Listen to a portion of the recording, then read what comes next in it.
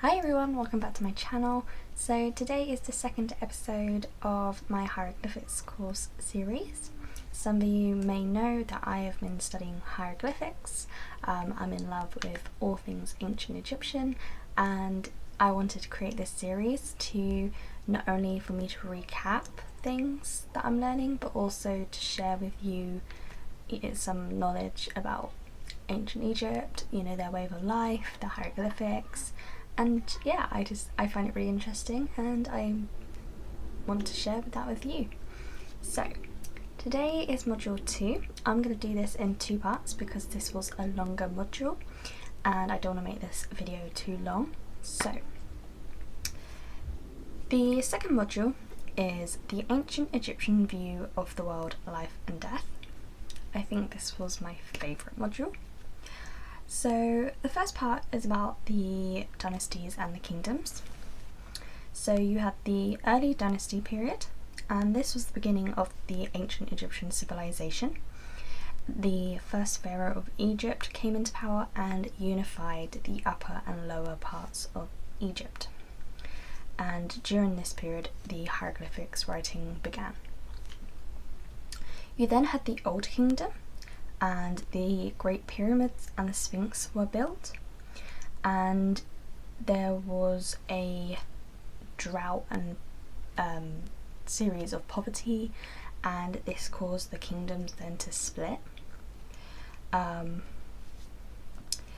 then in the Middle Kingdom, Pharaoh Mentuhotep II reunited the two parts of Egypt again, and the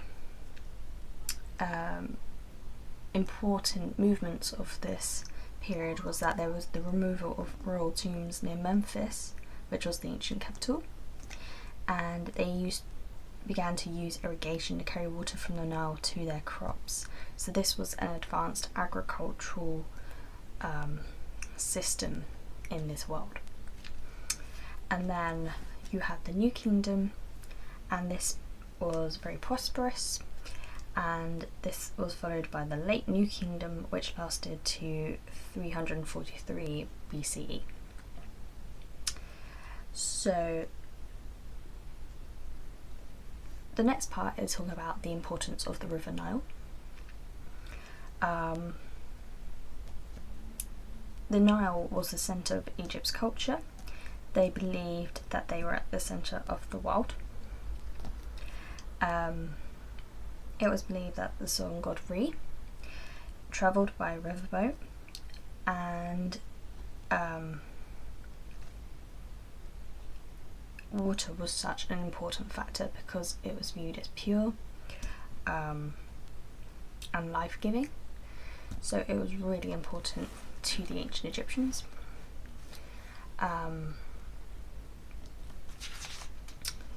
The surrounding desert was a large graveyard, and the ancient Egyptians would bury their dead with goods and gold so that they could have that leading into the afterlife. And the river had just one name, and the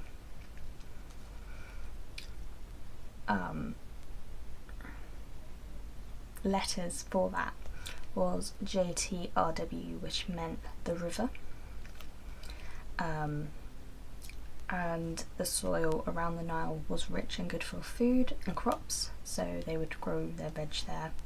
And it was also a source of water for animals, for livestock, and other creatures like birds. And evidence of agricultural use of the land dated back to 8000 BCE. And of course the Nile brought fish. So it was very much an ecosystem. It also was a place where they washed their clothes and themselves, and this prevented diseases because then the water would carry away all the germs, I suppose, from the washing.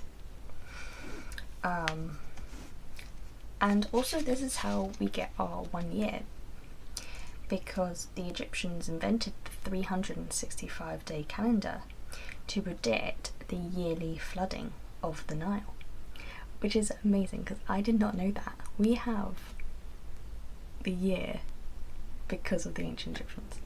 I love it. And this annual flood was vital for the Egyptians because it would produce new soil, which was full of nutrition for them to grow their crops for that year. And the years that the river did not flood, the soil was weak, and so there was food shortages.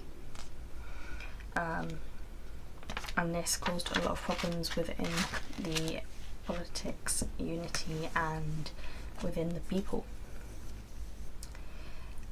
So, the Egyptian afterlife, which is one of my favourite topics.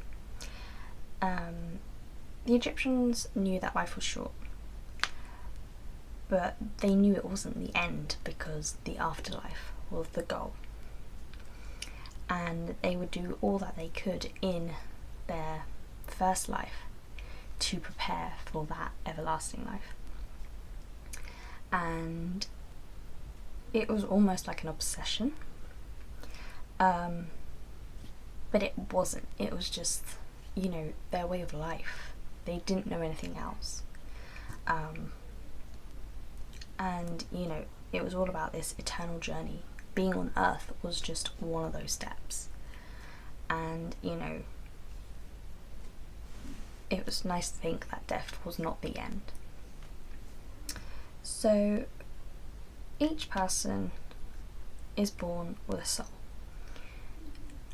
And the soul was believed to have two components, the ba and the ka. And the ba was the personality, and the ka was the life force.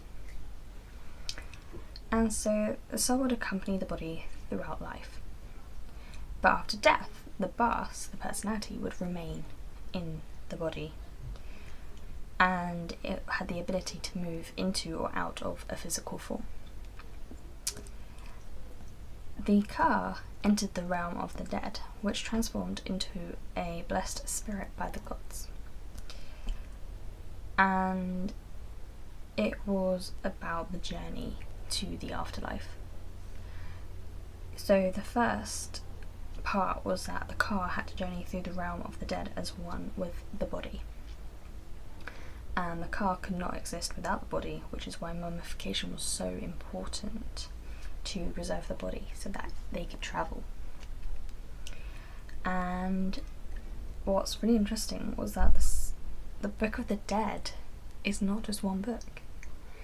Everybody was buried with a small copy of the Book of the Dead, which is amazing because when you watch, say, The Mummy, which is an amazing movie, they view it as just one big book, but it wasn't. There was loads of little copies buried with every one. And this would help guide them to the Underworld. And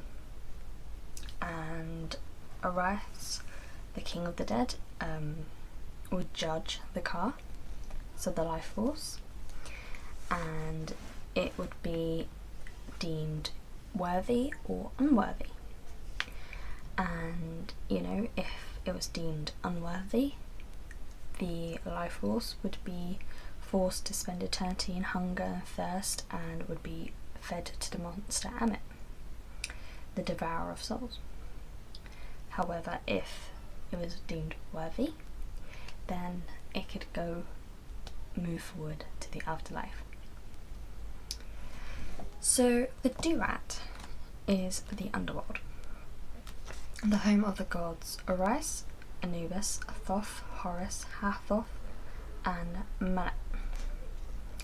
And it was also home to other spirits. And the deceased's tomb would be considered to be the entrance into the Duat. But it was believed that the soul could travel in between the Underworld and their burial chambers. So that's quite interesting. So obviously a huge part of the journey was the weighing of the heart. And this was a ritual performed by Anubis, who was the jackal-headed god. And the heart would be weighed against a feather. The feather represented Mata, the goddess of truth and justice. If the heart was out of balance due to failure to follow Mayat in life, the heart would be devoured by Ammit. If it was in balance with the feather, the soul would go forward into eternal joy. So it was all about how you lived your life, doing good and following the guidelines and the rules, and you know, that was to show what kind of person you are and if you were worthy to go into the afterlife. So everyone of all status would be buried with goods that would assist them in their journey through Duat. So they were given food, equipment, clothes, anything that they would need for their daily activities in the afterlife. So obviously the pyramids were the tombs for the pharaohs and their queens, and these pyramids have, you know, really taught us a lot about the afterlife and the journey, and you know, a lot about the individuals themselves. And it wasn't just humans that were buried in these pyramids, also animals, especially horses and pets, were viewed as needed for the afterlife, so they would be buried in pyramids themselves.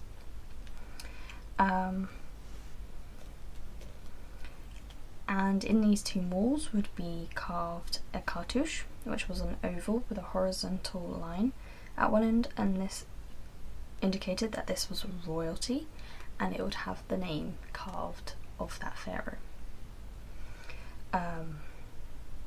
And also the pictorials of the duat and the journey of the weighing of the heart was also carved into these tomb walls. So that is the first part. There's still so much more, and I want to save that for a part 2. So I hope you've enjoyed learning a bit about the life and afterlife of the ancient Egyptians. I will try and leave the key points in the description down below so that, you know, you're not too overwhelmed with information. But yeah, I hope you're enjoying this series. Please do let me know in the comments down below what you think. And yeah, if you haven't already, hit that subscribe button, the like button, and leave a comment down below. Hit that bell notification for when I do upload again. And yeah, I will see you in the next one. Bye!